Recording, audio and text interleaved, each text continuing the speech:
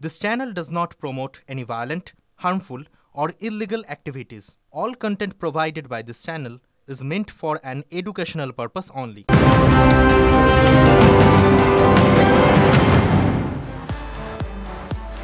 নমস্কার, দেখছেন টিভি9 বাংলা। আপনাদের সঙ্গে রয়েছি আমি শুভজিৎ মিত্র, আর সঙ্গে রয়েছে আমি শর্মিষ্ঠা। আর বেঙ্গল ব্রেকিং এর শুরুতে আপনাকে যদি একটা প্রশ্ন করি, যদি আপনার মাথায় খুব কাজের চাপ দেওয়া হয় তখন আপনি কি করেন? কি একটু রিল্যাক্স হয়ে গান শোনেন বা মাথার কাজটা চাপটা একটু হালকা করার চেষ্টা করেন?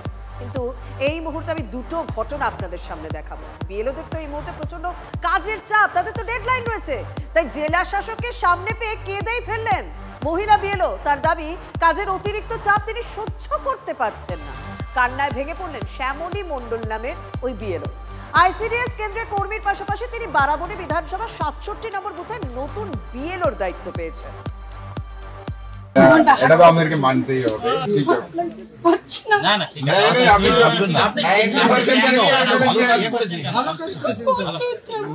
বলছেন আপনি অসাধারণ কাজ করেছেন, সব লেভেলই আছে।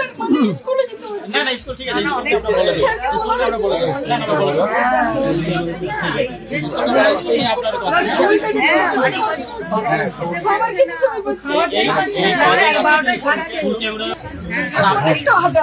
আপনি স্কুলে চাকরি করেন তো?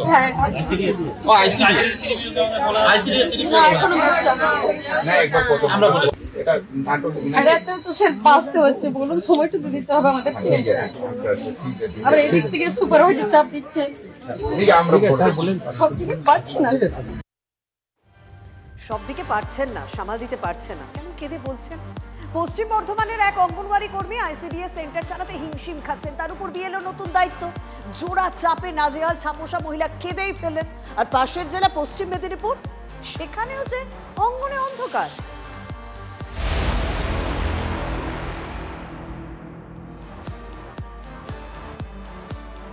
আর এখানে সবটাই প্রক্সি, মানে একজন কর্মী তিনি দুটি স্কুল সামলান, যিনি সহায়িকা মানে রান্নাও করেন, তিনি আবার কখনো কখনো দিদিমণি।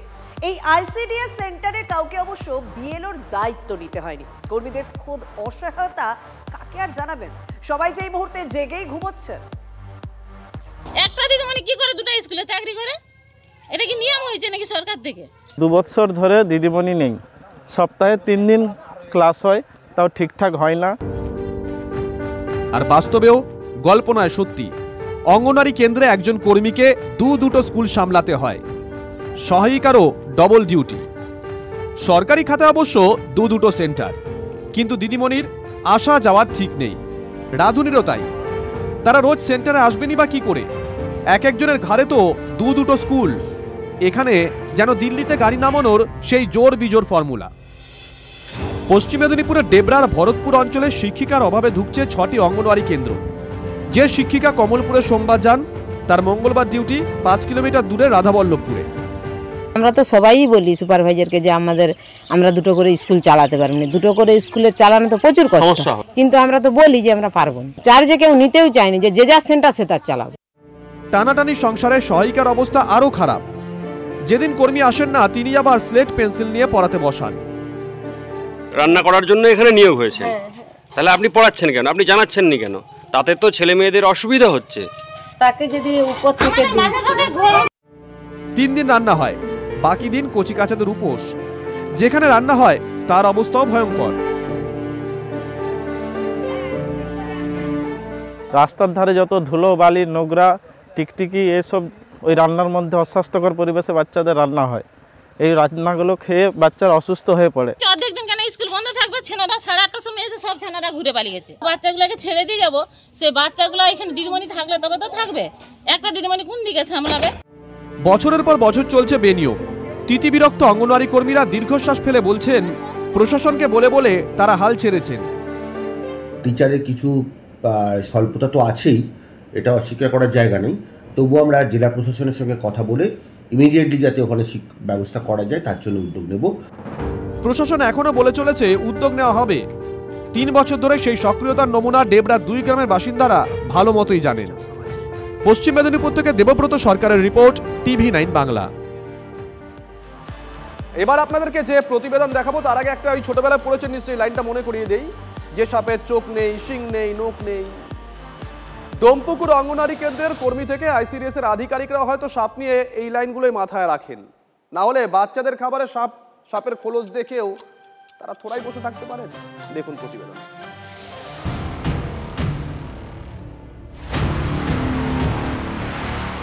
অঙ্গনওয়াড়ি কেন্দ্রের খাবারে সাপের খোলস, অসুস্থ একাধিক শিশু। নদিয়া চাপড়া ডোমপুকুর অঙ্গনওয়াড়ি কেন্দ্র। প্রতিদিনের মতন এই কেন্দ্র থেকে খাবার নিয়ে বাড়ি চলে গেছিলেন মমতাজ শেখ। তবে বাচ্চাকে ভাত খাওয়াতে গিয়ে চক্ষু চড়ক গাছ, জল জল করছে সাপের খোলস। সেন্টার আছে, এই সেন্টারে আমরা রোজ বাচ্চাদের খাবার নিয়ে এসে খাওয়াই। তা আজকেও আনতে গিয়েছিলাম সেইভাবেই।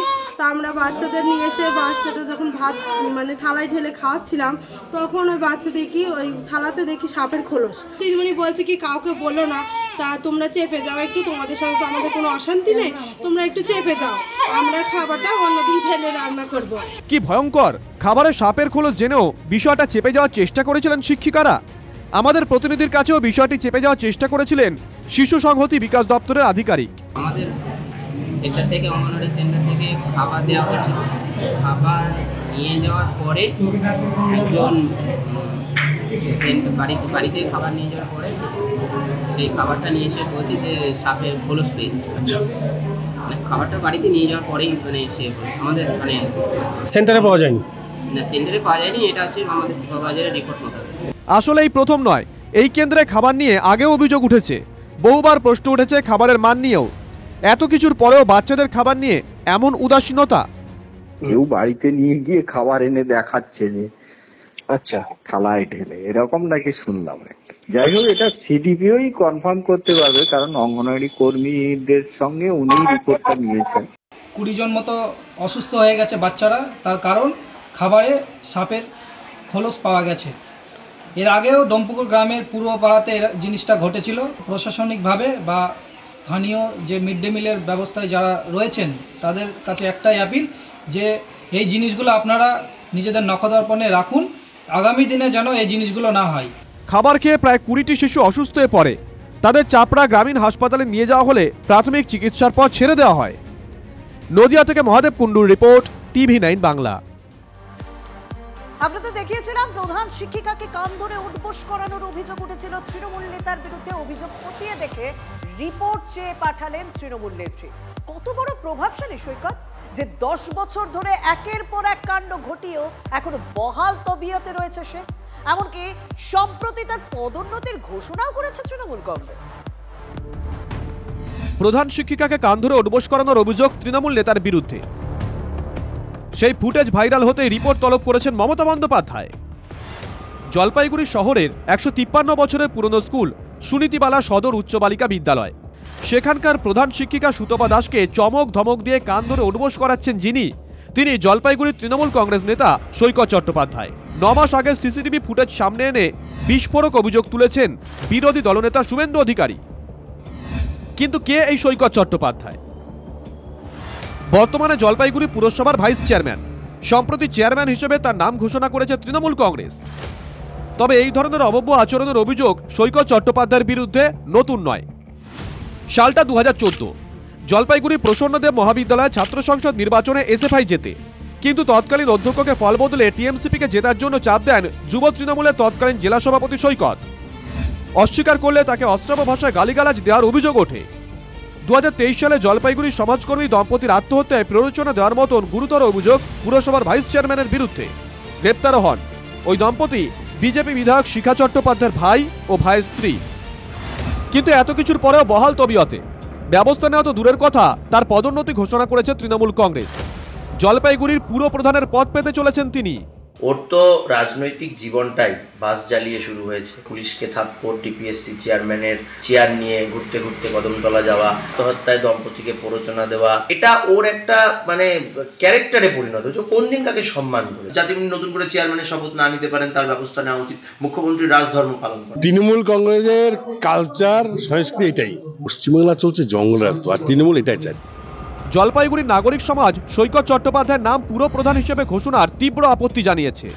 জলপাইগুড়ি শহরের পৌরসভার পুরপ্রধানের পদ অলঙ্কৃত করেছেন, তাদের মধ্যে অনেক প্রাতঃস্মরণীয় ব্যক্তি আছেন যাদেরকে আমরা অত্যন্ত শ্রদ্ধার চোখে দেখি। এইরকম একটি চেয়ারে এমন একজন বসতে চলেছেন যার বিরুদ্ধে এর আগেও নানাবিধ অভিযোগ ছিল। আজকে যে নতুন যে ঘটনাটা সামনে এসছে, এই ঘটনাটার মতন নক্কারজনক লজ্জাজনক ঘটনা আর কিছু থাকতে পারে না। দলের আমাদের সর্বোচ্চ নেত্রী, ওনার কানেও এটা গেছেন, উনি আমাদের উত্তরবঙ্গের বর্ষিয়ার নেতা সম্মানীয় গৌতম দেব মহাশয়কে দায়িত্ব দিয়েছেন এটা তদন্ত করে তার উত্তর দেওয়ার জন্য, সঠিক কিনা। তাই এটা দলের ব্যাপার, দল এটা দেখছে।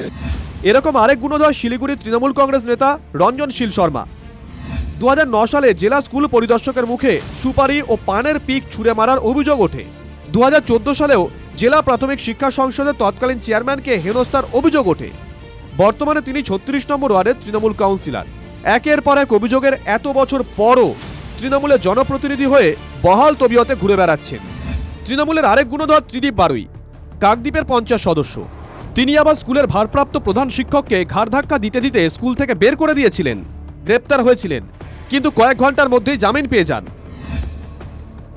এই পরিস্থিতিতে শিলিগুড়ির মেয়র গৌতম দেবকে সৈকত চট্টোপাধ্যায়ের বিরুদ্ধে অভিযোগ খতিয়ে দেখতে বলেছেন মমতা বন্দ্যোপাধ্যায়। কিন্তু তাতে কি কোনো কাজ হবে, নাকি তৃণমূলের গুণধর নেতারা সেই আগের মতোই চলবেন, যেমন হয়ে আসছে রঞ্জনশীল শর্মার মতন তৃণমূল নেতাদের আমল থেকে? Nileshwar সান্যালের report, TV9 Bangla. এ যেন মরেও শান্তি নেই। বেহাল শ্মশান কে ঠিক করবে? কার ফান্ড থেকে সংস্কার হবে?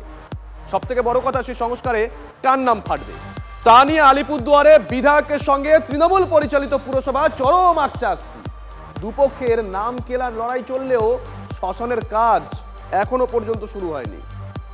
10 লক্ষ টাকা এই বৈদ্যুতিক চুল্লি মেরামতির জন্য বরাদ্দ করবার জন্য অনুরোধ করে তাকে একটি চিঠি লিখেছি। পয়সার কারণে আমরা ঠিক করতে পারছি না, এটা সঠিক কথা না। আলিপুরদুয়ার পৌরসভা সেলফ সাফিসিয়েন্ট। এ যেন চুল্লি নিয়ে চুলোচুলি। শ্মশান সংস্কারে অর্থ বরাদ্দ বিধায়কের, সপাটে সেই প্রস্তাব ফেরালো পুরসভা। প্রথমজন বিজেপি থেকে তৃণমূলে যোগ দেওয়া বিধায়ক, আর দ্বিতীয়জন তৃণমূল পরিচালিত পুরসভার চেয়ারম্যান তথা জেলা তৃণমূলের সাধারণ সম্পাদক। বিধায়ক ঘটা করে বলছেন বিধায়ক উন্নয়ন তহবিলের অর্থে শ্মশান ঠিক করে দেবেন। দলের নেতার কথা কোথায় শুনছে তৃণমূল পরিচালিত পুরসভা? চেয়ারম্যান শুনিয়ে দিয়েছেন তারা স্বনির্ভর, বিধায়কের সাহায্যের দরকার নেই। আলিপুরদুয়ারে বিকল চুল্লি ঘিরে জোড়া ফুলেই জোর টক্কর। মাস 6 ধরে অকেজো আলিপুরদুয়ারে একমাত্র বৈদ্যুতিক চুল্লি। বিধায়কের দাবি MLA ল্যাডে 10 লক্ষ টাকা চুল্লি মেরামতির জন্য জেলা শাসকের কাছে আর্জি জানিয়েছেন। আমি তাকে বলেছি যে সবাই আমরা আলিপুরদুয়ার পৌরসভাকে সহযোগিতা করে যাতে এই বৈদ্যুতিক চুল্লিটা জরুরি ভিত্তিতে একদম চালু করা যায়। আজ ঠিক হবে, কাল ঠিক হবে, এখনো অবধি ঠিক হয়নি। ফলে এটা নিয়ে আর কালো বিলম্ব বা সময় নষ্ট করার দরকার নেই। চুল্লি সংস্কারে বিধায়ক এক পা বাড়ানোয় পা বাড়িয়ে ঝগড়া বাঁধিয়েছেন পুরসভার চেয়ারম্যান। আমরা টাকা দিয়ে, আমরা টেন্ডার করে ওয়ার্ক অর্ডার দিয়ে আমরা দিয়ে দিয়েছি। পৌরসভার ওন ফান্ডের টাকা দিয়ে আমরা এটা করি। এই পারপাসে দিচ্ছেন, সেটা আমাদের পারপাস সলভ হয়েছে, আমরা নিজেরাই করে ফেলাচ্ছি। তৃণমূলের দুই নেতার আমাকে দেখুন বোঝানোর চেষ্টা আসলে ভোটের টিকিটের দৌড় হিসেবে দেখছে বিরোধীরা। বিজেপির বিধায়ক সে তৃণমূলের জামা পরে আজকে তৃণমূল হয়েছে, আরেকজন আদি তৃণমূল। তো স্বাভাবিক এই দ্বন্দ্ব তো এটা হবে, এটা সবাই জানতো।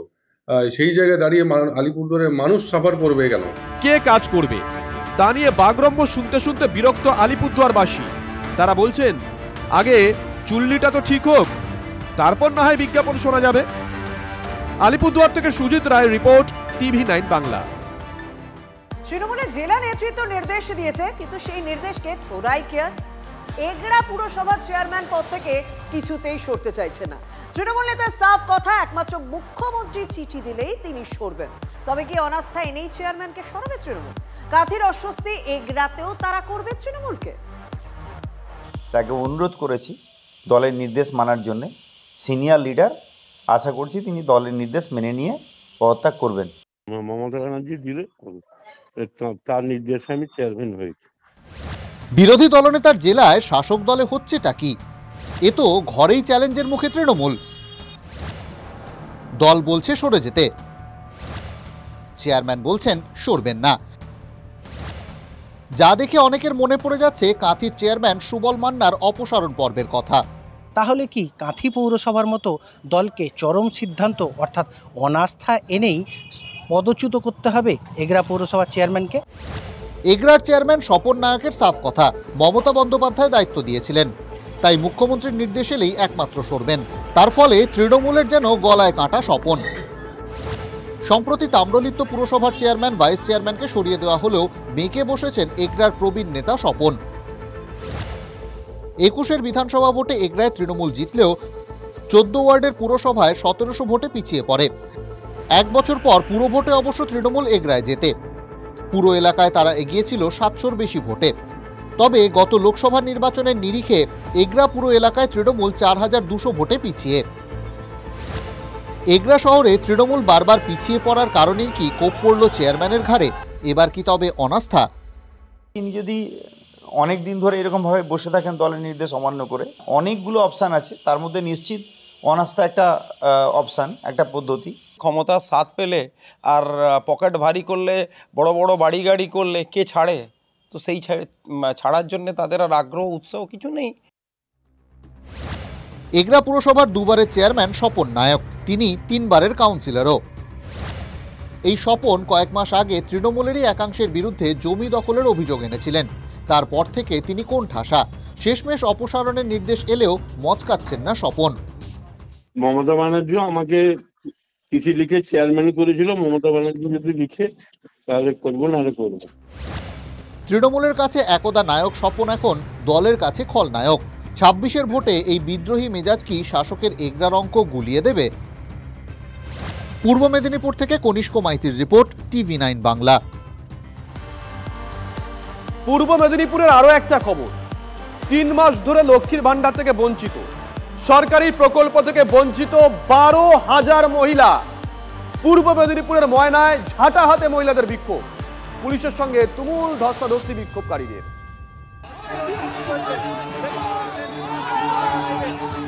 ঝাঁটা হাতে মহিলাদের বিক্ষোভ, ডেপুটেশন দিতে গেলে পুলিশের বাধা, পুলিশের সঙ্গে বিক্ষোভকারীদের তুমুল ধস্তাধস্তি। পূর্ব মেদিনীপুরের ময়নায় লক্ষ্মীর ভান্ডার চালুর দাবিতে ধুন্ধুমার। বিক্ষোভকারীদের অভিযোগ, প্রায় 12,000 মহিলা 3 মাস ধরে লক্ষ্মীর ভান্ডারের টাকা পাচ্ছেন না।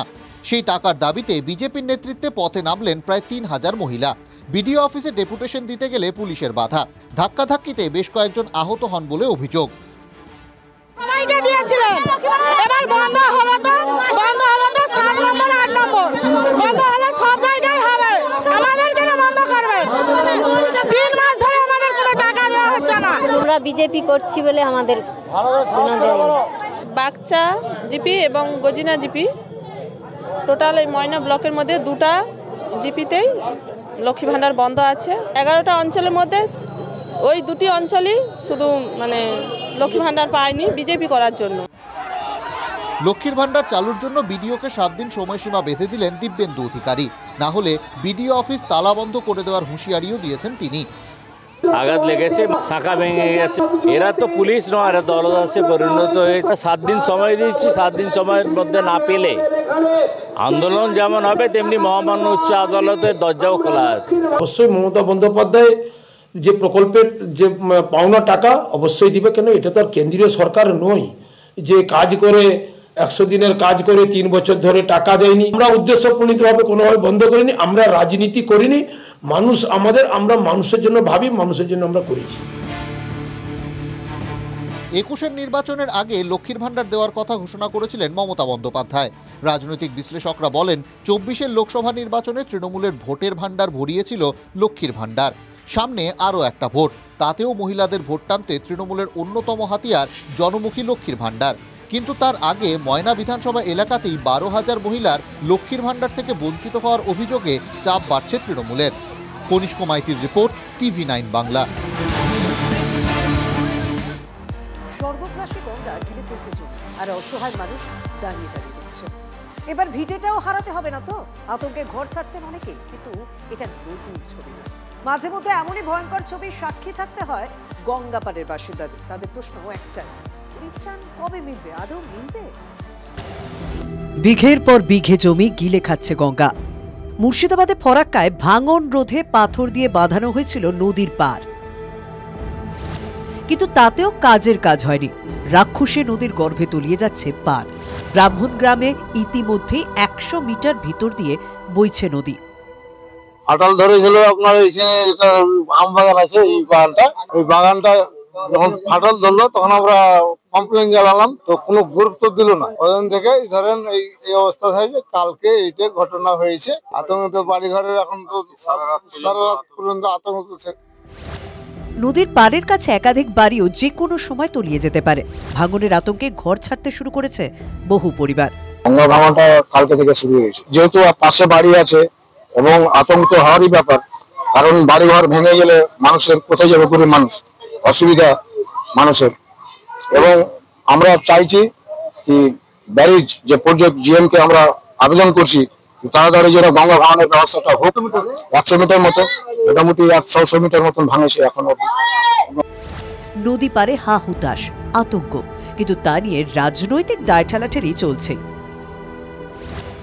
মুর্শিদাবাদে গঙ্গা ভয়ার রূপ নিয়েছে। বছরের পর বছর কখনো শামশেরগঞ্জ, কখনো লালগোলা, তারানগর, ভিটে থেকে বিঘে বিঘে চাষের জমি সবই তলিয়ে যাচ্ছে গঙ্গা বক্ষে।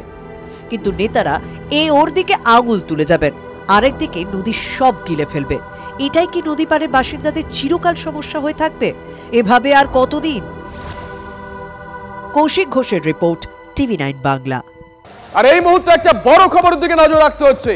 তত্ত্বাবধায়ক স্বর্ণ ব্যবসায়ী স্বপন কামিল্লা খুনে গ্রেপ্তার আরো এক। উত্তরবঙ্গ থেকে ধৃত কোচবিহার 2 নম্বর ব্লকের তৃণমূল সভাপতি সজল সরকার।